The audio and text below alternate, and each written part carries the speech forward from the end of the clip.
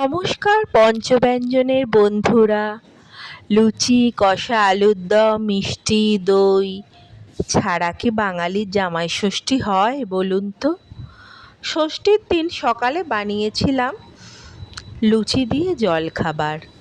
মশলার জন্য নিয়েছি দেখুন আদা, রসুন, জিরে, কাঁচা লঙ্কা। আর আলুর দমটা বানাবো নারকেল দিয়ে। আলুগুলোকে ডুমো ডুমো করে কেটে নিয়েছি।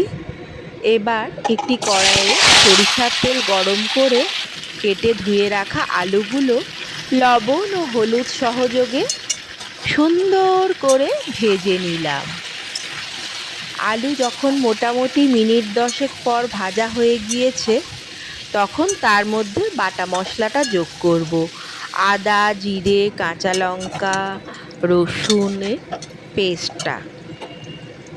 মশলাটা দিয়ে আরও মিনিট 5 কষাবো।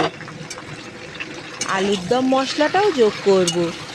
সানরাইজে এই আলুর দম মশলাটা দিলে আলুর দমের টেস্ট অনেকটা বেড়ে যায়। টমেটো কেচাপ ব্যবহার করেছি, কিষানের টমেটো কেচাপও যোগ করব।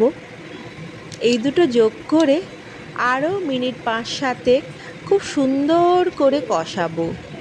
কষানো হয়ে গেলে আমরা পরিমাণ মতো জল দেব। খুব একটা বেশি জল না, আলুটা একটু সিদ্ধ হবে।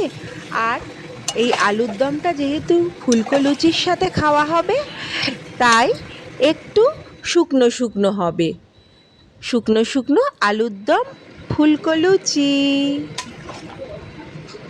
আলুগুলো ফুটছে দেখুন, বেশ মোটামুটি আলুটা সিদ্ধ হয়ে গিয়েছে।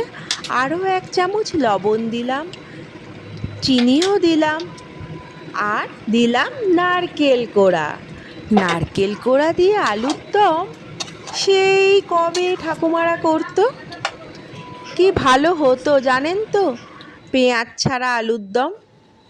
এই শুকনো শুকনো আলুর দমের সঙ্গে ভেজেছিলাম আমি সানড্রপে ফুলকো লুচি। ফুলকো লুচি আর আলুর দম, জামাই ষষ্ঠীর সকালের টিফিন। আপনাদের ষষ্ঠী কেমন কাটলো বন্ধুরা?